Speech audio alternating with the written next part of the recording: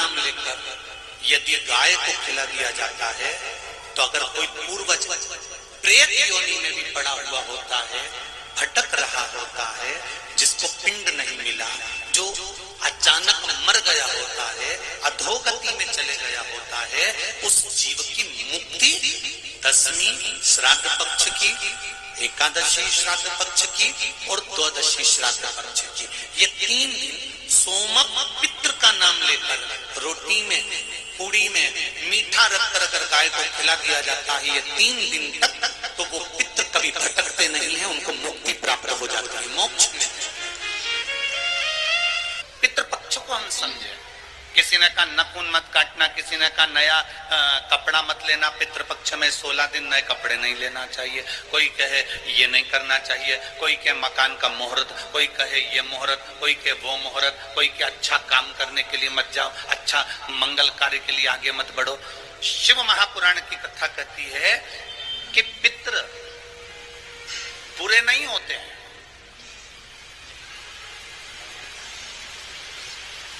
पितृ बुरे नहीं होते। आज लोगों के मन में बड़ा भय हो जाता है। व्हाट्सएप खोलो, फेसबुक खोलो, तो ब्राह्मणों के लिए लोग कमेंट्स करना प्रारंभ कर देते हैं कि अब श्राद्ध पक्ष चालू हो गया, ब्राह्मण जीमने के लिए जाएंगे। कोई ब्राह्मण की तुलना कौवे से कर देता है, कोई कुछ कह देता है, कोई कुछ कह देता है ना।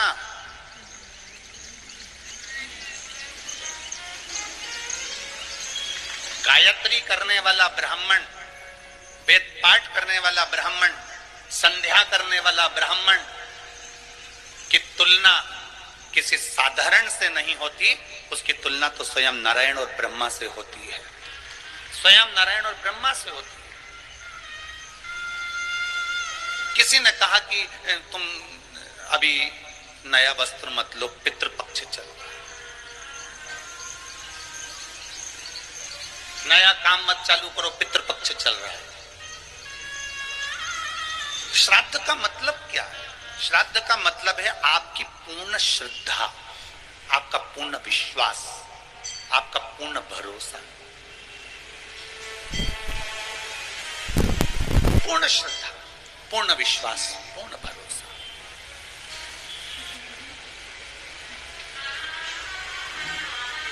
पितृपक्ष श्राद्ध का समय गलत समय नहीं है।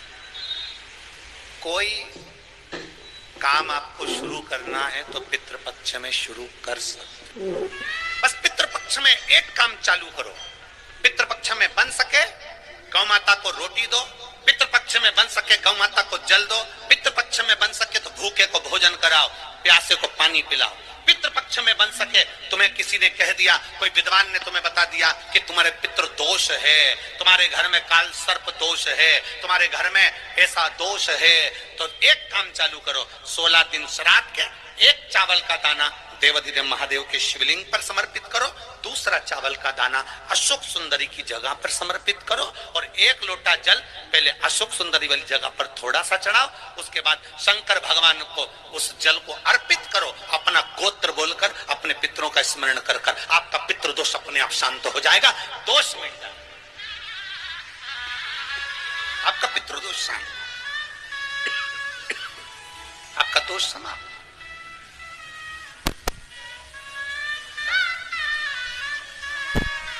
एक चावल का दाना शिवलिंग के ऊपर, एक चावल का दाना अशोक सुंदरी, और जल कहां चढ़ाना है? पहले जम के बोलो जरा, आवाज नहीं आई, जम के बोलो जरा, अशोक सुंदरी की जगह, और फिर जल कहां चढ़ाना है? शिवलिंग के ऊपर। शंकर बाबा क्या बोलकर? अपना गोत्र। जिसको गोत्र नहीं मालूम उसको एक चीज मालूम होना चाहिए, शंकर का नाम, श्री शिवाय नमस्तुभ्यं, ओम नमः शिवाय, नमः शिवाय, गौरी शंकर। शिव महापुराण की कथा कहती है, दक्ष प्रजापति के पुत्रों को देवर्षि नारद ने भजन में लगा दिया। एक बेटी हुई जिसका नाम था स्वधा। क्या नाम है उसका? जम के बोलिए तेरा स्वधा। जितने लोग कथा सुन रहे हैं आस्था चैनल पर, पंडाल में, फेसबुक, यूट्यूब पर, तर्पण शिव महापुराण में इस नाम का उच्चारण 5 बार आप लोगों को करना है। ये स्वधा दक्ष प्रजापति की बेटी है और पितरों की धर्म पत्नी है।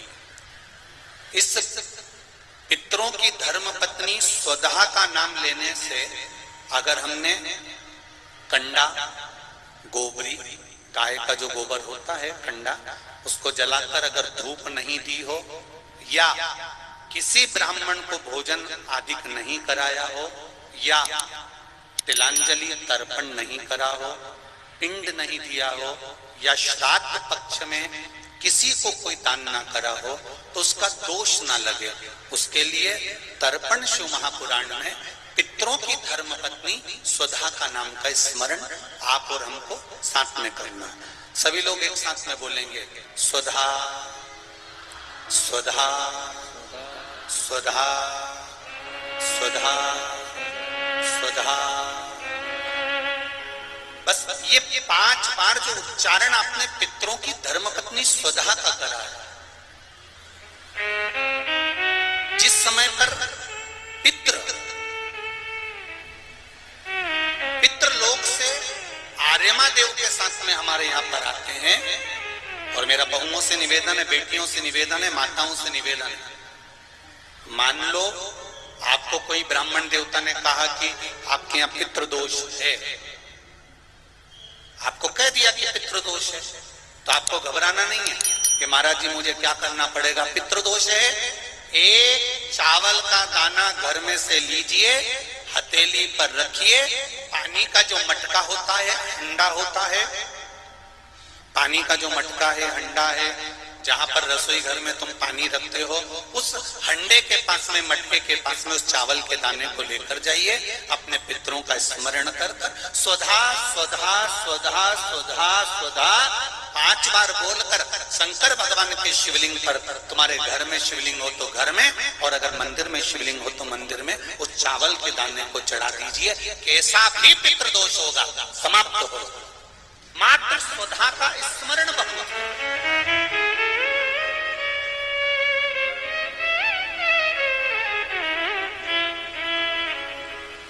हम तो उनसे भी कहेंगे जिनका बार बार एक्सीडेंट होता हो, जो बार बार गिरते पड़ते रहते हो, बार बार एक्सीडेंट होता हो, बार बार उनको चोट लगती हो, बार बार, और उनको भी कहेंगे जिनको सर्दी की बीमारी या दमे की बीमारी या श्वास की बीमारी, उनसे भी कहेंगे कि श्राद्ध पक्ष में एक चावल के दाने का प्रयोग स्वधा नाम से अवश्य करें। चलने में दम नहीं भराएगी, श्वास नहीं भराएगी, और दूसरा जो सर्दी का जिसको कोटा होता है, बार बार सर्दी हो जाती है, निमोनिया हो जाता है, कफ बना रहता हूं, उनके लिए भी स्वधा नाम का स्मरण। महाराज स्वधा नाम का स्मरण। दक्ष प्रजापति के घर में बेटी का जन्म हुआ जिसका नाम था स्वधा। स्वधा का जन्म लेते ही स्वधा श्वेत वस्त्र को धारण करते थे।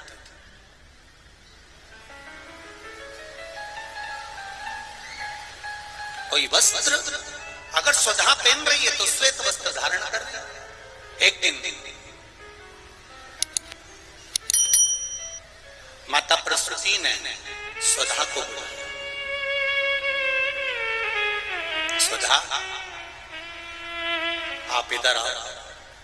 स्वधा आई, हाँ मां।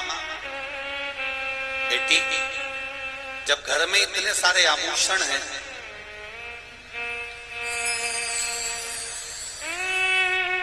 और घर में इतने सारे आभूषण जब रखे हुए हैं तो तुम उन आभूषणों को धारण क्यों नहीं करते? उन आभूषणों को क्यों नहीं पहनते? घर में इतने सारे वस्त्र रखे हैं तो तुम उन वस्त्रों को धारण क्यों नहीं करते?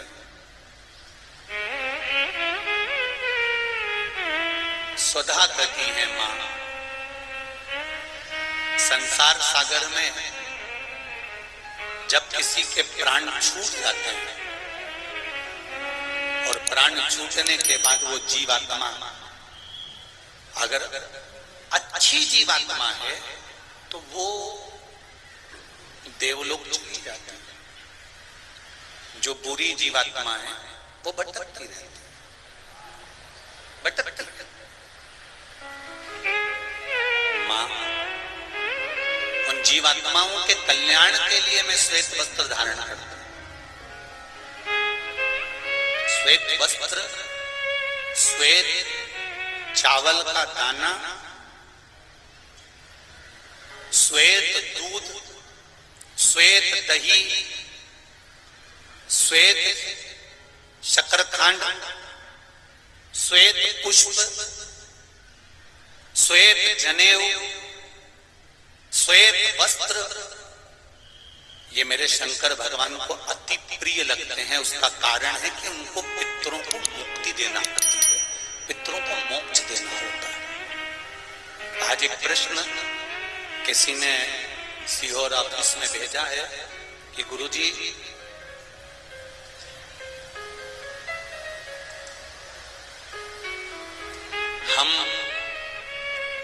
हमको श्राद्ध पक्ष में हम जो ब्राह्मण को भोजन कराते हैं या हम किसी को भोजन कराते हैं तो वो हमारी जीवात्मा को क्या वो मिलता है?